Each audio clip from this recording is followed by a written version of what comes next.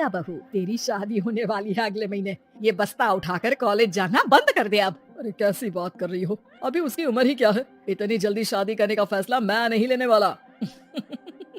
फैसला लेने के लिए तुम्हें कहा किसने है? अरे मैंने कह दी शादी है तो है अगले महीने। बेचारी अमिता करती भी तो क्या, छोटी सी उम्र में बन जाती है अपने से 2 गुने उम्र के आदमी की बीवी। शादी के बाद देर रात पति घर आता है। खाना लगाओ, भूख लग रही है। अमिता खाना लगाती है। ये क्या बनाया है? वो सारा खाना फेंक देता है। कर्म ही खराब थे जो इतनी कम उम्र के लड़के से शादी करा दी। तभी वहाँ अमिता की सास आ जाती है। अरे हमें क्या पता था कि ये इतनी कामकाज में ढीली है। इसकी माँ ने तो कहा था रॉकेट की स्पीड से काम करती है। अमिता को आए दिन ससुराल में ताने, गालियाँ और कभी कभी तो मार भी पड़ती। सुन जा, अपनी माँ को बोल 50,000 रुपए भेजे, फ्री में नहीं रखना है तुझे।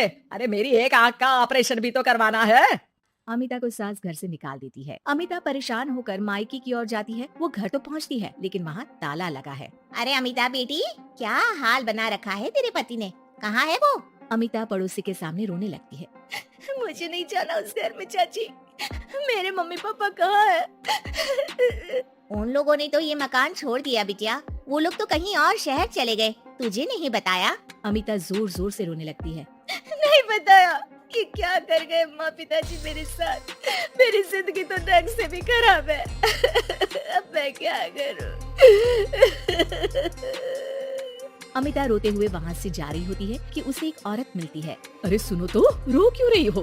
तो क्या करूँ? हंसू? अमिता उस औरत को अपनी सारी कहानी बताती है। देखो, मेरा सिलाई का काम है। अगर तुम चाहो तो मेरे साथ ये काम कर सकती हो। बदले में मैं तुम्हें रहने की जगह, खाना और 1 दिन का 100 रुपया भी दूंगी।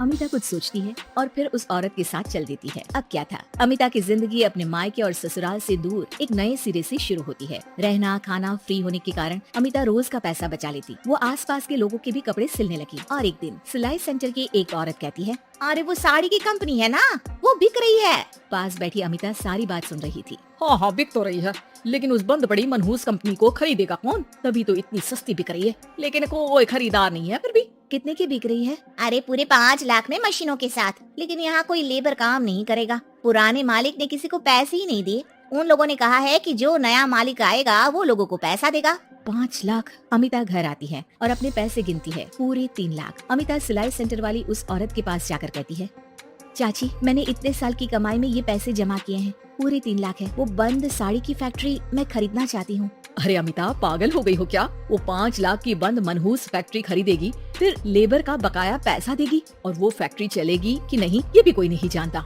लेकिन अमिता नहीं मानती। वो उस औरत से कहती है कि वो उस फैक्ट्री को खरीदना चाहती है और खरीद कर ही रहेगी। औरत भी अमिता की मदद कर देती है और फिर अमिता के नाम एक साड़ी फैक्ट्री हो जाती है। शुभारंभ वाले दिन अमिता लेबर से कहती है, मैं इस फैक्ट्री को दोबारा खड़ी करना चाहती हूँ। आप लोग इसमें माहिर हैं। मैं नहीं जानती कि पहले वाला मालिक के काम करने का क्या तरीका था, लेकिन मैं अपनी योजनाओं के साथ आई हूँ। मेरे पास आप लोगों को देने के लिए अभी तो पैसे नहीं है, लेकिन मैं वादा करती हूँ 3 महीने में आप लोगों के पैसे ब्याज सहित आप लोगों को दे दूंगी। और ये क्या बात होती है? हम सारा दिन फिर से काम करें और पैसे ना मिले तो हम खाएंगे क्या? सिर्फ 3 महीने की बात है। वैसे भी आप लोग बिना काम के यहाँ नए मालिक के इंतजार में बैठे ही थे। मैं काम करना चाहती हूँ और 3 महीने में सारे पैसे देने का वादा भी करती हूँ। लेबर आपस में सलाह करते हैं और अमिता की बात मान लेते हैं। सिलाई सेंटर से मशीन, सिलाई और कपड़े के ज्ञान में माहिर हो चुकी अमिता सभी के साथ मिलकर खुद काम करती। शहर और दूसरे शहरों में घूम घूम कर साड़ी का डिजाइन दिखाती और ऑर्डर लेती। अमिता को कई जगह से ऑर्डर आ जाते हैं। कई लोग उसके काम को सराहते तो कई आलोचना भी करते। अरे बड़े बड़े व्यापारी बैठे हैं, यहाँ तू कहाँ टिकेगी? लाओ दिखाओ कैसी साड़ी बना रही है तुम्हारी फैक्ट्री। अमिता उन लोगों को साड़ी के डिजाइन दिखाती है कि तभी वहाँ व्यापारी की बीवी आ जाती है। हाय रे, कितनी प्यारी साड़ी है ये, बड़ी महंगी लगती है। मेरे लिए ले लो ना जी, और हाँ अपनी दुकान में भी रख लो इसे, बहुत बिकेगी मैं कहती हूँ। अमिता मुस्कुराती है, अरे सेठ जी, बड़े बड़े व्यापारियों से नहीं पर अच्छी डिजाइन और क्वालिटी से बाजार में चलती है। अब बता कितने का ऑर्डर है आपका? धीरे धीरे अमिता का आत्मविश्वास और बढ़ता है। बड़े बड़े ऑर्डर्स के लिए वो खुद लेबर्स के साथ मिलकर सारा दिन सारी रात काम करती।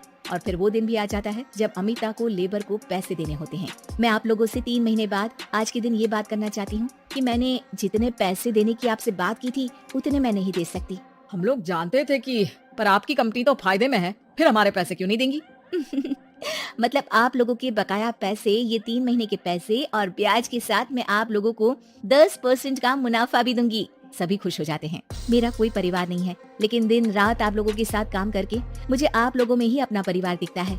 अमिता की फोटो पेपर में छपती है। उसके बिजनेस मॉडल को पढ़ने के लिए कई बच्चे भी उसका इंटरव्यू करते हैं। अब अमिता 1 से 2 और 2 से 4 फैक्ट्री खोलकर देश में बड़ा नाम कमाती है।